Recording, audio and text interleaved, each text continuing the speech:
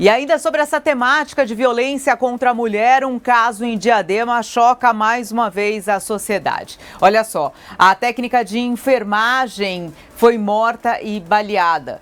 A técnica de enfermagem de 27 anos foi morta a tiros na região de Diadema, na região metropolitana de São Paulo. A mãe dela também foi atingida, ficou ferida, mas segundo familiares não corre risco de morte.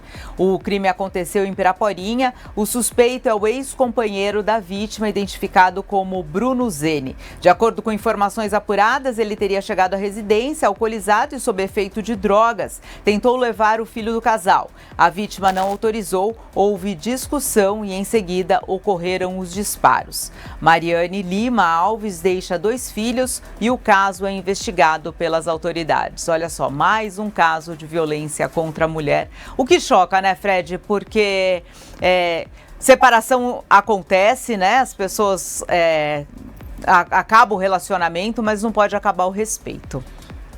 O egoísmo, a forma irracional, né, das ações cada vez mais chocam, né?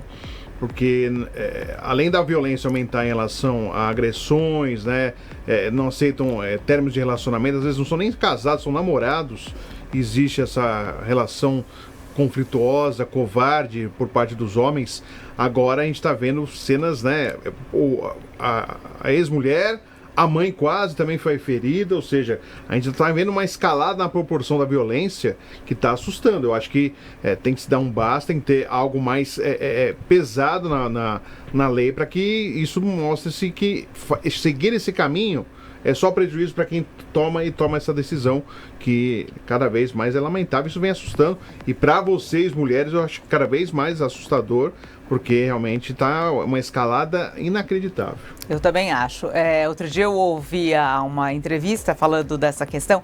Não pode divulgar porque incentiva, né? Dá ideia. Não dá ideia. A gente tem que divulgar sim, porque é assim, dessa forma, cada vez mais, colocando o nome de quem é o agressor, mostrando quem é o agressor, que a gente combate a violência contra a mulher. Isso precisa ser cada vez mais mostrado, falado, divulgado, porque é inadmissível um homem achar que ele tem mando sobre uma mulher, posse. E ela é posse realmente, né? Que ele decide o destino dessa mulher, como infelizmente aconteceu aqui mais uma vez agora em Diadema, com essa técnica de enfermagem, a Mariane, de apenas 27 anos, que deixa aí 2 filhos. Teve aí a vida totalmente retirada por conta de um homem que se achava ali no direito de decidir a vida dela.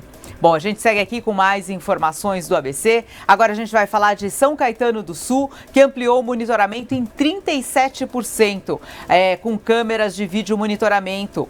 O sistema passou de 474 câmeras em 2020. Em 2024 eram 474 câmeras, em 2025 foram 650 câmeras, sendo 510 municipais e 140 compartilhadas com condomínios e empresas. O Smart Sanca conta com reconhecimento facial, leitura de placas, mapas de calor, monitoramento em tempo real. A gente sabe que essas câmeras que estão espalhadas nas principais cidades hoje já do Brasil têm feito aí muitas prisões também, né, Fred? O que tem auxiliado aí no apoio à polícia. E é um bom aviso aos foragidos do Brasil, né, que estão tentando aí escapar, às vezes vão para outras cidades achando que vão escapar ilesos. As câmeras estão aí identificando foragidos de outros estados. Isso é importante também para o judiciário e também para que a polícia consiga cumprir a lei e coloque esse fujão aí na cadeia. Aqui em São Paulo, por exemplo, nós tivemos outro dia um que dá saidinha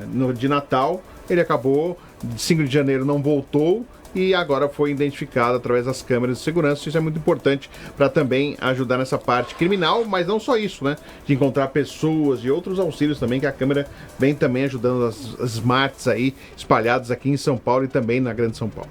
Até em estádios de futebol, né?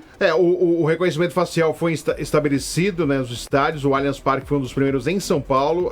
Esse sistema implementado no Allianz Parque já existia no estádio do Atlético Mineiro, é a mesma empresa que agora está no estádio do Corinthians. Então, já foram identificados, o estádio do Palmeiras conseguiu identificar pessoas desaparecidas, pessoas criminosas que estavam foragidas e foram assistir um jogo de futebol. Na Neoquímica Arena, no estádio do Corinthians, aconteceu a mesma coisa, ou seja, realmente o reconhecimento facial, a inteligência artificial vem ajudando nesses casos. Muito bem. A gente tem, depois eu vou colocar aqui para vocês, até aqui na cidade de São Paulo, o secretário de Segurança Pública, Orlando Morando, falando a respeito dessa questão das câmeras de segurança na Pinacoteca. Então, realmente expandindo em diversos pontos e pontos turísticos também, tendo vídeo monitoramento auxiliando na segurança pública. Mas a gente vai seguir aqui com informações de Santo André, né, Fred? Porque ainda tem trabalho de rescaldo daquele grande incêndio no Armarinhos, Fernando? Tem sim, infelizmente, né? Até porque o incêndio aconteceu na noite de terça-feira, com impacto na quarta, mas o trânsito na região central de Santo André segue impactado nesta quinta-feira, devido ao rescaldo e avaliação estrutural do prédio do Armarinhos Fernando. Os pontos de atenção são a Rua General Glicério, onde tem trechos bloqueados, é onde fica o Armarinhos Fernando, na altura do número 180, em frente à loja. A medida é preventiva por conta de risco de queda de estruturas metálicas atingidas pelo fogo. Com isso, mais de 30 linhas de ônibus foram desviadas que passavam pela General Glicério e Bernardino de Campos. Estão aí com desvios e atrasos significativos. Tem rotas alternativas e o monitoramento da Defesa Civil e também a Engenharia de Trânsito observando o fluxo de veículos e de pessoas se deslocando exatamente nesse local onde fica o Armarinhos Fernandes. O incêndio já terminou, mas tem o trabalho agora de rescaldo e interdição do trânsito para saber da estrutura, se pode ter um desabamento, mas algo que está sendo, por enquanto, descartado pela Defesa Civil. Agora, falando em estrutura, parte do teto do Atrium Shopping em Santo André também teve um desabamento. Vamos acompanhar as imagens.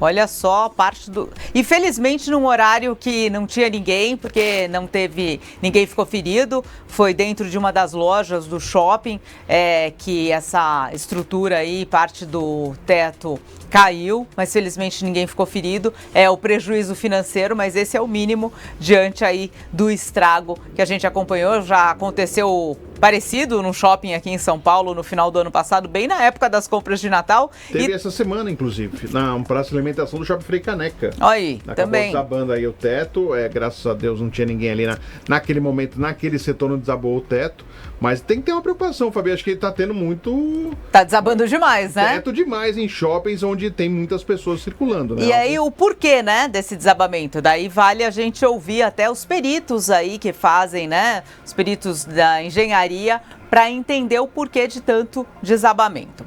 Bom, a gente segue aqui com mais informações de Santo André, porque ecopontos evitam 32 mil toneladas de descarte irregular.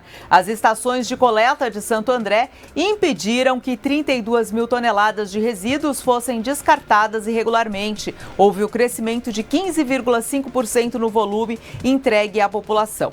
Entulho é o principal resíduo, 60%, madeira vem em segundo lugar com 16% e rejeitos recicláveis, gesso e poda e amianto são os restantes. Foram 370 mil atendimentos no ano de 2025 e 142 mil doações destinadas a entidades assistenciais. A gente sabe que é importante fazer a coleta da forma correta, porque nessa época de chuva, a gente sabe que com o descarte irregular acaba fazendo com que muitos pontos de alagamento e enchentes prejudiquem ainda mais. A gente viu em diversas cidades aí o que é retirado dos córregos diante de chuva.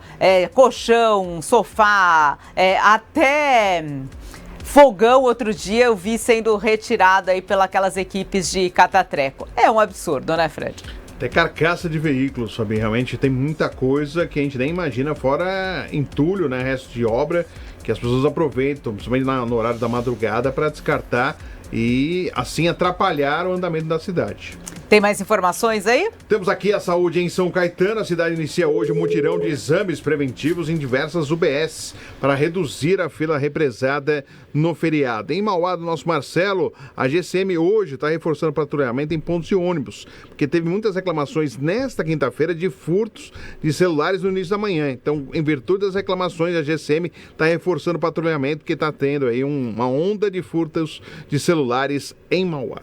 Muito bem, olha, isso é importante, porque... E o celular é aquela questão, né? A gente às vezes acha que tá seguro, tira o celular ali, não pode dar bandeira. Infelizmente, eu sei que é um pertence que a gente comprou, muitas vezes, né? Com dificuldade para ir lá e pagar o seu aparelho celular, mas em todos os lugares tem sempre ali um esperto que tá mais antenado que você naquele momento e você acaba perdendo aí, muitas vezes até um objeto de trabalho para muita gente. Agora, uma última informação, agora de Ribeirão Pires, você que está aí programando o seu final de semana, uma dica para você. Em Ribeirão Pires vai acontecer neste sábado e domingo, nos dias 21 e 22, a exposição Cães de Raça Pura no Parque Oriental. O evento reúne criadores, juízes internacionais com 3 exposições gerais de animais internacionais e 4 exposições especializadas de dog alemão e também Pembroke. Não conheço essa raça animal, fiquei até curiosa aí para conhecer. A entrada é gratuita e é um fortalecimento da economia local aí. É um projeto do prefeito Guto Volpi de levar vários eventos à cidade de Ribeirão Pires para impulsionar ainda mais o turismo nessa instância. Bom,